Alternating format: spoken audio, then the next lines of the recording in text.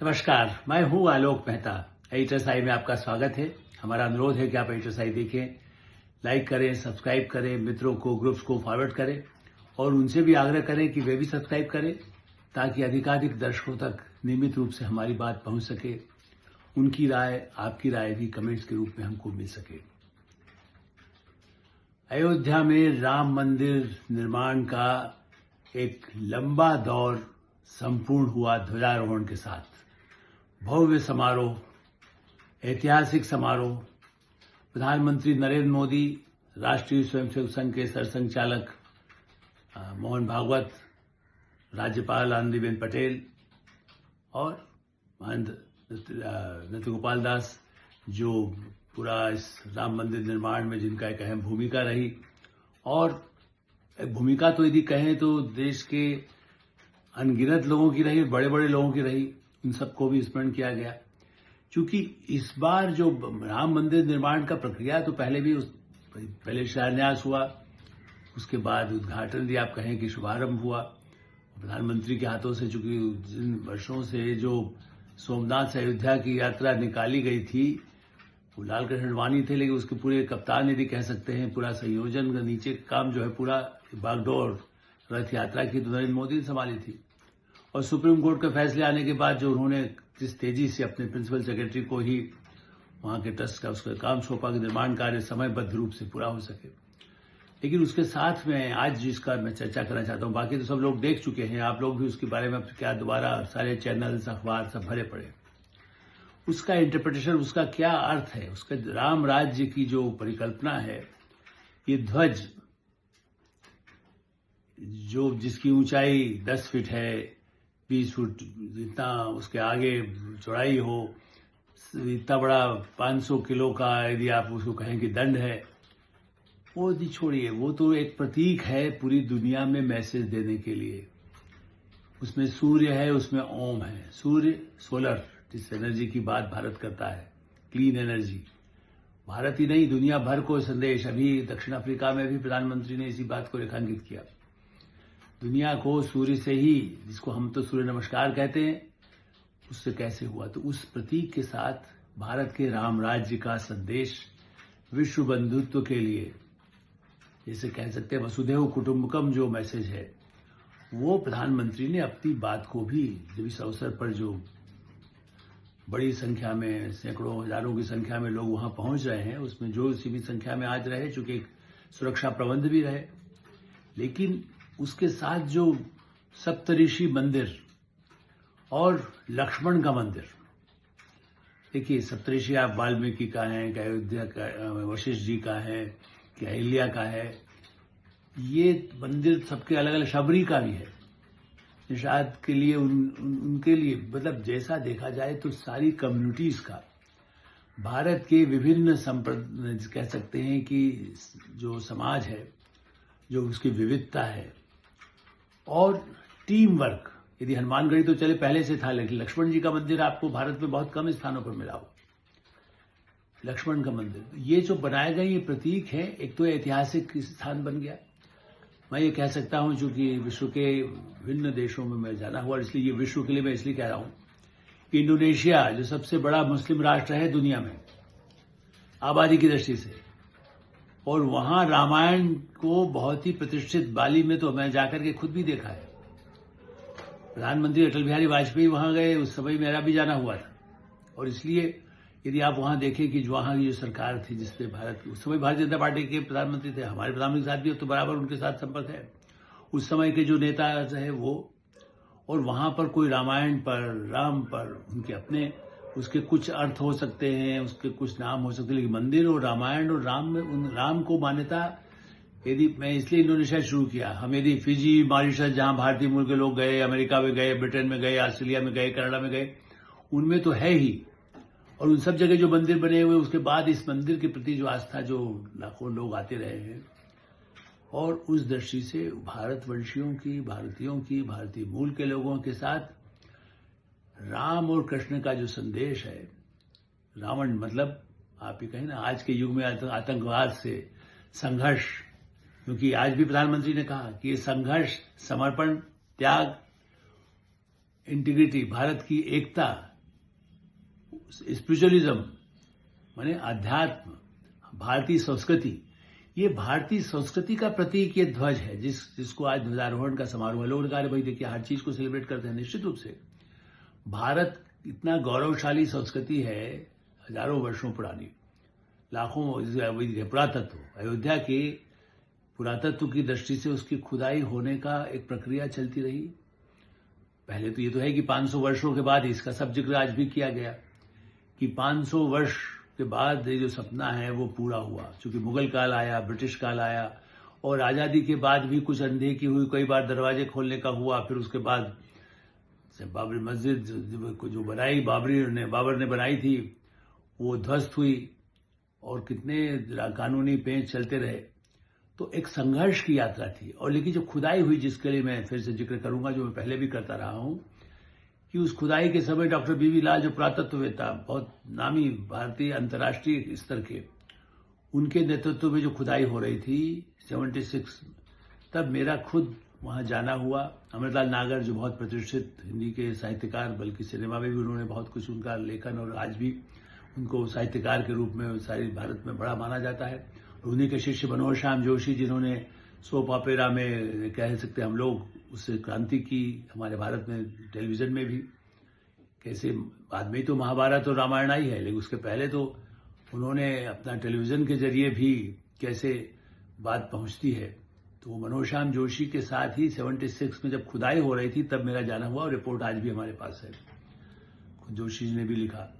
और इस दृष्टि से खुदाई में वही वहां गर्मी, सरयू के किनारे, उस प्रमाण उसके जुटाए। उसके बाद जस्टिस गोगोई, सुप्रीम कोर्ट के चीफ जस्टिस, उनके कार्यकाल में जाकर इतनी अदालतों में महीनों सालों लगने के बाद उस पर जब फैसला आया तब ये काम शुरू हुआ।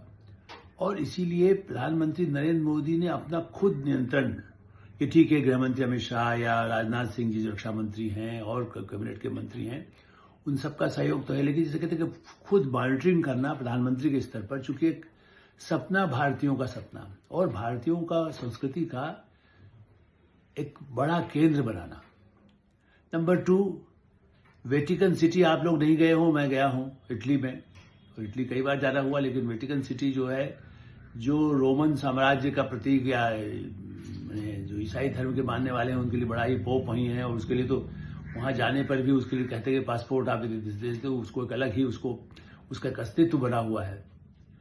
उसमें वो तो एक लगता है जैसे आप भारत का राष्ट्रपति भवन या संसद भवन देखें हैं, उससे थोड़ा ऊंचा, यदि आप कह लेंगे चर्च का जैसा होता है, लेकिन जो अयोध्या का राम मंदिर बना है, जो परिसर बना है, उससे कई गुना, मतलब आपको व्हाइट हाउस जो अमेरिका के राष्ट्रपति का है वो भी उसके सामने फीका लगेगा।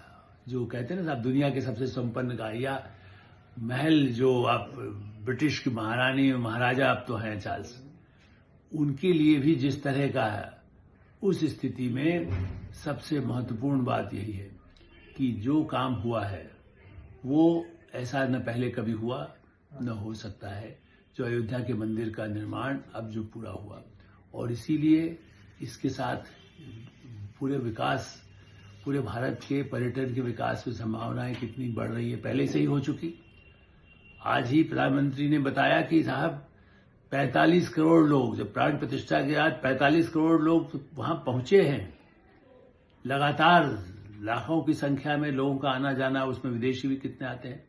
हवाई अड्डा वहां बन गया, रेलवे की नई रेल लाइन वहां पर, ट्रेन, फास्ट ट्रेन, अच्छी ट्रेन जाने लगी, बसें, कारें, सड़क चौड़ी हुई।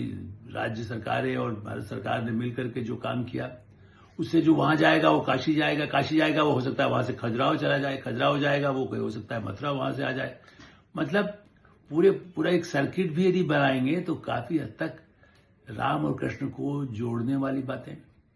इसीलिए मैंने कहा कि इसके साथ आज भी गीता जयंती महोत्सव हुई, उसमें प्रधानमंत्री नरेंद्र मोदी कुरुक्षेत्र पहुंचे। वैसे गुरु तेग बहादुर जयंती उनके अवसर पर भी उनको वहां कार्यक्रम में जाना था, लेकिन साथ साथ पांचजन्य मैंने शंख, जो भगवान कृष्ण का, तो मैंने गीता का संदेश और रामायण का संदेश दोनों।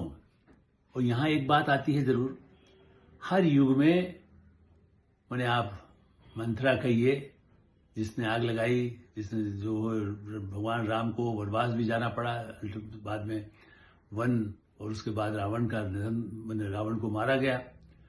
ऐसी दृष्टि से उस सारे संदर्भ में मंथरा या जैसे कहते हैं शूर्पणखा उसी रामायण काल की, या भगवान कृष्ण के समय में जो गीता का ज्ञान दिया गया, उसमें भी कौन ऐसे लोग रहे जिन्होंने इस युद्ध को प्रेरित किया, चाहे वो दुर्योधन हो, धृतराष्ट्र हो, शकुनी आग लगाने वाले जैसे महामंथरा को किया जाता है। ये सब उस प्रतीक, धार्मिक प्रतीक भारत में जो हमारे वेदव्यास ने लिखा, जिन लोगों ने उसको अंकित किया, हमारी प्राचीन संस्कृति को, वाल्मीकि, चाहे उसके बाद तुलसीदास, जितने लेखकों ने उसके कितना इंटरप्रिटेशन किया। मानस के हंस तोमरलाल नागर ने भी लिखा, ऐसे कितना ही रामायण के इंटरप्रिटेशन वाले भी बहुत सारे लेखन हमारे भारत में हुआ है। और दुनिया के अन्य देशों में भी रामायण को अलग अलग ढंग से लिखा और पढ़ाया जा रहा है, लेकिन आदर्श तो रूप में यही है कि उनके आदर्श क्या है और गीता का आदर्श भी क्या है। तो जहां संघर्ष करना हो, जहां समर्पण की आवश्यकता हो, जहां आगे युद्ध की नौबत आए, जैसे कह सकते हैं आज के युग में आतंक से लड़ना है या माओवाद से लड़ना है, उस दृष्टि से भी एक मैसेज है। यदि भारत एक शक्ति हो, भारत जो आर्थिक शक्ति के रूप में उभर रहा है, ये ध्वज जो अयोध्या पर है, ये इसका प्रतीक भी है कि भारत अब उस पुराने गौरवशाली संस्कृति के साथ, चौथी इकोनॉमी तो वर्ल्ड में हो ही रहा है, लेकिन इसके साथ दुनिया को एक सूर्य का ज्ञान, चंद्र का ज्ञान जिसको कह सकते हैं, उसका लाभ कैसे मिले मानव कल्याण के लिए, ये बार बार भारत की तरफ से कहा जा रहा है कि हाँ ये देखिए, चूंकि ये बहु संस्कृति वाला तो है ही, माने बहुधार्मिक, सनातन धर्म में सेकुलरिज्म शब्द का उपयोग की जरूरत नहीं है। उसमें तो यही है कि सारे समाज में जितने भारतवासी हैं, चाहे वो मोहन भागवत हो या उसके पहले प्रोफेसर राजन सिंह थे या सुदर्शन जी थे, सबका यही कहना था कि भारत में जो पैदा हुआ वो भारतीय है। और उन भारतीयों की संस्कृति के हिसाब से, चाहे वो पूजा करते हैं, किसी और उनका अर्चना का तरीका है, वो मस्जिद में जाते हैं, उनको भी तो लाभ होगा। पर्यटन यदि बढ़ता है तो फैजाबाद अयोध्या जिसको कहा जाता है, उसमें मुस्लिम संख्या में कितने लोगों को, उससे सैकड़ों लोग वहां ऐसे हैं जो व्यापारी जो इस तरह का काम ही करते हैं, मुस्लिम समुदाय के हैं, सिख समुदाय के हैं। यदि उसके आगे कहीं और इलाहाबाद चले जाएंगे तो वहां क्रिश्चियन मिलेंगे, बौद्ध यदि जाएंगे तो वो भी मिलेंगे, वाराणसी यदि जाएंगे, सारनाथ जाएंगे। तो हर धर्म के धर्मावलंबी दुनिया भर के आ सकते हैं। यहाँ कोई वैसा रोक नहीं है कि भाई मक्का मदीना है जहां पर आप कोई एक ही धर्म के लोग जा सकेंगे। यहाँ मंदिर, इसको ऐसा, जैसा मैंने कहा कि वेटिकन से भव्य होने के नाते अंतर्राष्ट्रीय पर्यटन का केंद्र, आर्थिक शक्ति का प्रतीक और भारत की शक्ति का प्रतीक। अहंकार न हो, ये भी कहा गया है। आज के प्रधानमंत्री के भाषण मैं मानता हूं कि जिसको कह सकते हैं कि बहुत ही ऐतिहासिक भाषण है, उसके एक एक पंक्ति के कई अर्थ हैं। उन्होंने ये भी कहा है कि कितना ही शक्ति हो लेकिन अहंकार नहीं हो, धैर्य हो, तो धैर्य भारत तो झेलता ही कितने धैर्य से कर रहा है। लेकिन लड़ाई जब लड़ना हो तो माओवादियों से लड़ना है, आतंक से लड़ना है, तो भारत सबसे अग्रणी है दुनिया में, और दुनिया इसीलिए भारत की तरफ देख रही है। आज डोनाल्ड ट्रंप कुछ भी बीच बीच में ड्रामा करते हैं, लेकिन चाहे अमेरिकी राष्ट्रपति हो, वहां के प्रधानमंत्री को भारत सरकार की तरफ देखते हैं। रशिया के पुतिन जो है वो भी भारत से चाहते हैं कि भारत ही क्या अच्छा कर सकता है पूरे दुनिया के लिए। ये जो है, और चीन, जो शी जिनपिंग, जो जैसे माना जाता था कि भारत के साथ अब इस समय सीमा पर भी गड़बड़ नहीं कर रहा है, ठीक है, उसकी अपनी जो पुरानी नीतियां है उसके साथ भारत के साथ आर्थिक संबंध हो तो उनसे संवाद भारत के साथ अच्छा से अच्छा बने, उसकी कोशिश हो रही है। चाहे वो G20 हो, चाहे और कोई ऐसे जो मौके आते हैं जिन पर उनको मिलना होता है, उनमें बाकायदा चीन भी भारत की तरफ देखता है, भारत के साथ आर्थिक संबंध बढ़ाने की बात बार बार कहता है। इस दृष्टि से ब्रिटेन जो कभी राज किया था भारत पर, वो तो भारत और जर्मनी है, जापान है, किन करे दल। सबसे बड़ी बात है कि जैसे मैंने इंडोनेशिया का कहा, संयुक्त अरब अमीरात और सऊदी अरब भारत के साथ व्यापारिक, आर्थिक संबंध, सामाजिक संबंध बनाने में सबसे आगे है। ओमान यदि आगे है तो ईरान भी सब पीछे नहीं है। ईरान, चाहे इजराइल के साथ तो हमारे कितने अच्छे संबंध हैं, उसके बाद भी ईरान के साथ संबंध जो ऐतिहासिक प्राचीन काल से हैं, यूनान काल से हैं। यूनान, मैं ग्रीस भी गया हूं, मैं ईरान भी गया हूं, मैं चीन भी गया हूं, मैं रशिया भी गया हूं। जो परिवर्तन पिछले दशकों के दौरान देखा है, वो इतिहास एक नया अध्याय है। और इसलिए ध्वजारोहण को, इस समारोह को केवल धार्मिक दृष्टिकोण से न देखकर उसे भारत के प्राचीन संस्कृति और आधुनिक प्रगति, इसके सम्मिश्रण के साथ जो भारत का एक संदेश जा रहा है, उसे उस रूप में देखा जाए। यही भविष्य के लिए, नई पीढ़ी के लिए शिक्षा के क्षेत्र में, जो मेघालय की बात प्रधानमंत्री ने कही है, पिछली बार भी कुछ समय पहले भी उन्होंने कही थी, और ये सही है कि उस पूरी शिक्षा व्यवस्था से जैसा खाली गुलाम बना दें, भाषा के नाम पर हो या क्लर्की के नाम पर, उसके बजाय पूरे उस शिक्षा के उस जड़ को करके नई जो भारत की अपनी शिक्षा व्यवस्था है उसके बल पर, और नई दृष्टि, नया आत्मनिर्भरता जिसको कहते हैं, खाली बाबू चपरासी नहीं बनना है, संपन्नतम जो अमेरिका है उससे मुकाबला करना है, उस दृष्टि से भारत आगे बढ़ सके, यही आज के समय का संकल्प भी है और सपना भी है। एडिटर साहब हमें विराम देते हैं। आप एडिटर साहब देखते रहें, लाइक करें, सब्सक्राइब करें, मित्रों को उसको फॉरवर्ड करें, और आपकी कोई राय हो तो अवश्य अवगत कराएं। धन्यवाद, नमस्कार।